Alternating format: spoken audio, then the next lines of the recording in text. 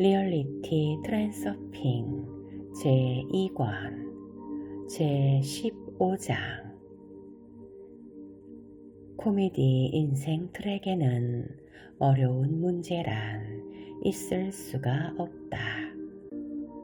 당신은 외부 의도에 대해 아무런 힘도 가지고 있지 않지만 앞서 얘기한 방법을 쓰면 당신은 첫째, 외부 의도가 당신을 회방하지 않도록, 둘째, 외부 의도가 당신의 이익을 위해 작용하게 만들 기회가 생기게끔 행동하게 될 것이다.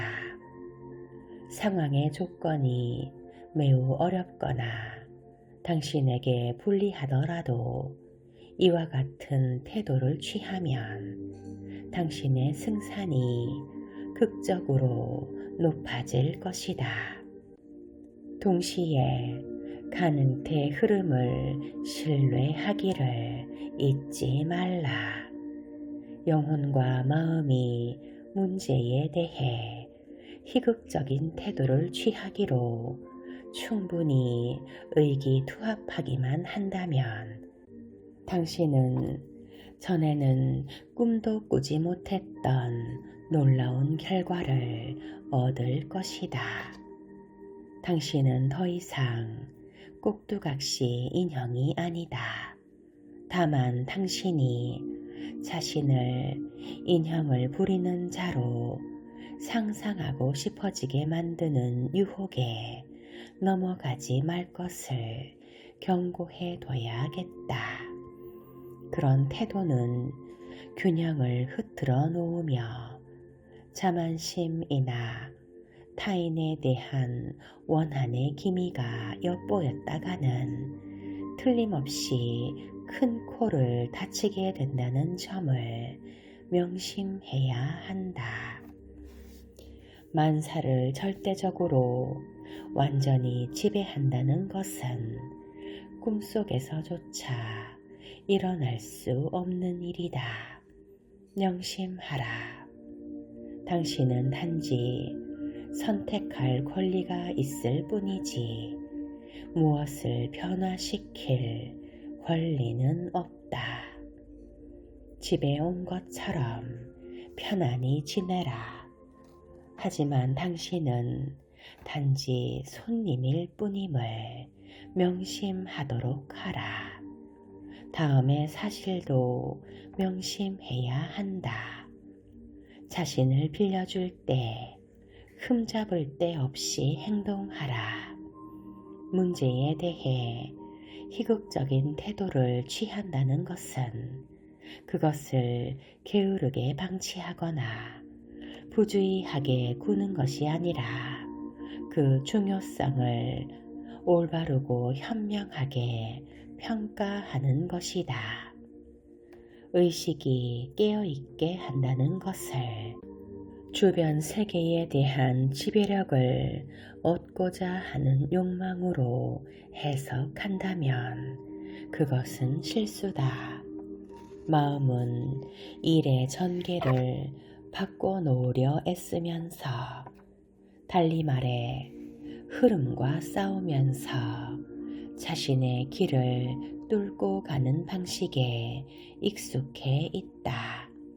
당신이 객석에 내려가 있다면 배우에게 의지력을 행사하여 시나리오를 억지로 바꿔놓고 싶은 욕심이 일어날 수도 있을 것이다. 그런 행동은 오로지 흐름과 싸우려는 내부 의도에 의한 것이므로 트랜서핑과는 아무런 상관도 없다. 가능태 흐름을 타고 움직여야 함을 한시도 잊지 않도록 자신을 거듭 일깨우라. 깨어있는 의식은 통제와 지배를 위한 것이 아니라 관찰을 위한 것이다.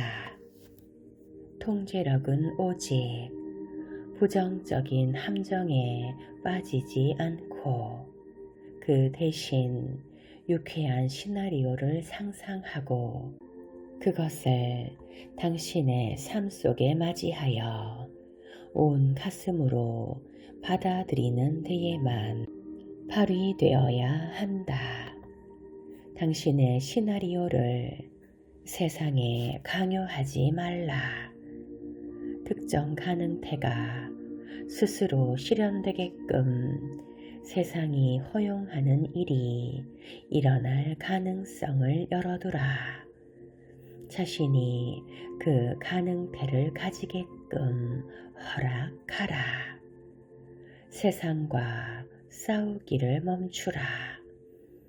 영혼과 마음이 일치되었을 때만 당신은 스스로 선택할 수 있게 될 것이다. 이제 앞장에서 제시했던 숙제를 떠올려 보자. 간청하는 자, 요구하는 자, 싸우는 자의 역할은 우리에게 맞지 않다. 인생이라는 이 게임에서 자기 삶의 주인이 되고자 하는 자에게 트랜서핑이 부여하는 역할은 무엇일까? 지금쯤이면 당신도 그것이 감독자의 역할임을 분명히 알 수 있어야 한다. 의식이 깨어 있을수록 자신의 운명을 더 효율적으로 지배할 수 있다.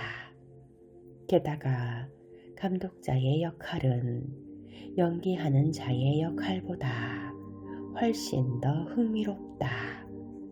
아시다시피 명령권자, 지휘자, 지도자가 평범한 일꾼들보다 더 적극적이고 활동적인 삶의 입지를 가지고 있다.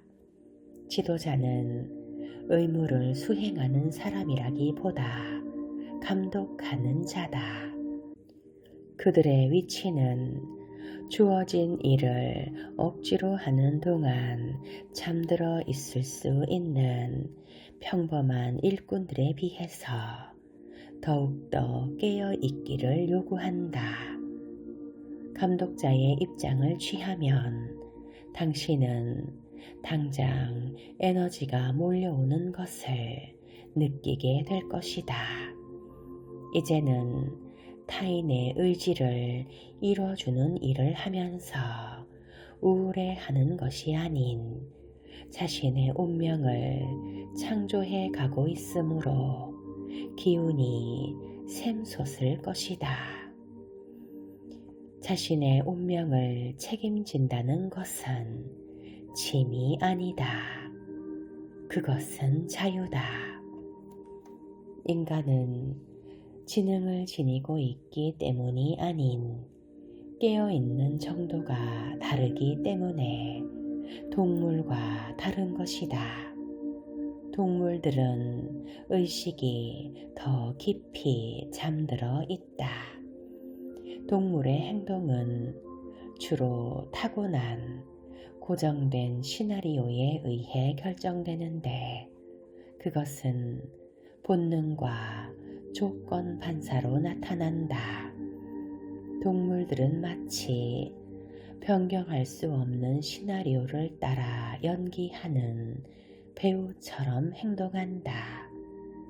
그런 면에서 인간은 더 깨어있다.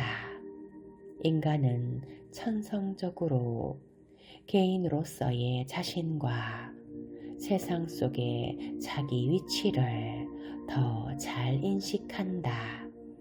하지만 그럼에도 불구하고 인간의 깨어있는 정도는 아직도 매우 미미하다. 인간은 무대 위에서 자신의 게임을 연기하고 있다. 그는 그 게임에 완전히 빠져 있다. 소위 지성적이라는 사람들의 비밀은 깨어있는 의식에 있다. 마음의 명료함은 깨어있는 정도에 의해 결정된다. 명석한 사람들은 생각을 명료하게 펼쳐낼 수 있다. 다른 사람들은 머릿속이 어지럽다. 날카로운 지성과 우둔함을 가르는 것은 결코 지적 능력의 발달 정도가 아니다. 그것은 의식이 깨어있는 정도의 차이다. 우둔함은 원치 않는 정보로부터 자신을 보호하기 위한 일종의 심리적 방패다. 난 아무것도 알고 싶지 않아. 날 그만 내버려둬. 명료한 마음은 그와 정반대로 열린 마음, 호기심, 정보를 얻어 처리하고자 하는 욕망이다. 난 모든 것을 알고 싶어. 우둔함은 때로 발달 지체의 결과로 나타난다. 어린 시절, 예컨대 부모나 선생이 아이에게 많은 심리적 압박을 가하면서 뭔가를 배우도록 강요할 때 이런 성질이 생길 수 있다. 평상시에 깊이 잠들어 있을수록 우리는 더 많은 실수를 저지른다. 유리창에 몸을 부딪히는 파리는 그만큼 깊이 잠들어 있는 것이다. 게임에 몰두해 있으면서 사물에 대한 객관적이고 폭넓은 시야를 가질 수 없게 된다. 게임에 몰두해 있으면 인식의 범위가 좁아지고 눈이 가려진다. 그래서 게임에 휘말려 들어 실수를 저지른 사람은 마치 헛것을 본 것처럼 나중에 이렇게 고개를 갸웃거린다. 내가 지금까지 뭘 하고 있었던 걸까? 그는 심지어 만우절에도 여전히 함정에 빠진다. 이것이 깨어서 잠자는 게 아니면 무엇이겠는가? 현실을 대면하고 싶지 않을 때 사람은 다소간의 의식이 희미해진다. 당면한 현실로부터 도망가고 싶은 욕망이 타조로 하여금 모래 속에 머리를 처박게 한다. 세상으로부터 자신을 떼놓으려 애쓰는 사람에게서도 이런 성향이 드러난다. 난 아무것도 보이지 않아. 난 아무것도 들리지 않고 아무것도 원하지 않아. 그러니 날 내버려둬. 차단막 밑에다 자신을 완전히 파묻어 잠들어 버리기란 불가능하다. 그래서 그는 자신의 인식을 억지로 차단함으로써 깨어있는 정도를 낮추려는 것이다. 예컨대 공격적이지 않고 해를 끼치지 않는 성격의 사람이 피할 수 없는 공격으로부터 자신을 보호하려 한다고 하자. 하지만 그는 마치 눈에 무엇이 낀 것처럼 두려움으로 인식이 차단되어 반응이 느려져 있기 때문에 이 공격을 물리칠 수가 없다. 분노도 이와 마찬가지로 사람의 인식을 흐려 놓는다. 그는 게임에 완전히 휘말려 아무것도 보이지도 들리지도 않는다. 그래서 분노에 눈이 멀다라는 말이 있는 것이다. 분노와 두려움은 무의식의 극단적인 표출이다. 우리를 에워싸고 있는 펜듈럼들은 깨어있는 우리를 살살 잠재워 놓으려고 애쓴다. 예컨대 광고는 우리가 대부분의 시간에 주변 상황을 거의 인식하지 못한 채 살고 있다는 사실을 악용해 사람을 좀비처럼 만든다. 약간의 아드레날린이 분비되게 하는 상황이 되어야만 주변 현실을 명료하게 인식하는 의식이 떠오른다. 꿈속에서 의식을 깨워 이봐 너희들 날 놀리지 마. 이건 꿈일 뿐이야. 이건 내 꿈이니까 내가 대장이지 너희 따윈 아무것도 아니라고 라고 말하게 하는 간단한 일이 실제로는 그처럼 어려운 것도 바로 이 때문이다.